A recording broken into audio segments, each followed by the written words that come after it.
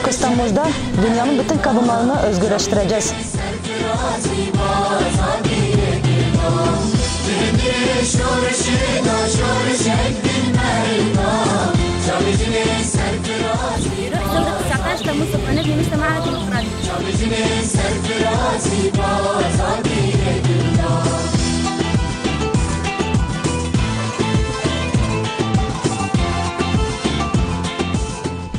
Temmuz'da Candan devrimini büyüteceğiz.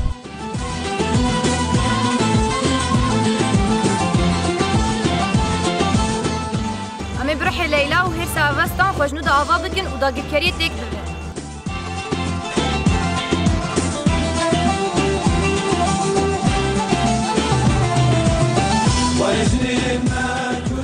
پرستینا شورش روجاوا پرستینا جیانه. لحظه خوازم زمان دایکا خوی بانگا ویکی. Femmes du monde, rejoignez-nous et ensemble construisons cette révolution.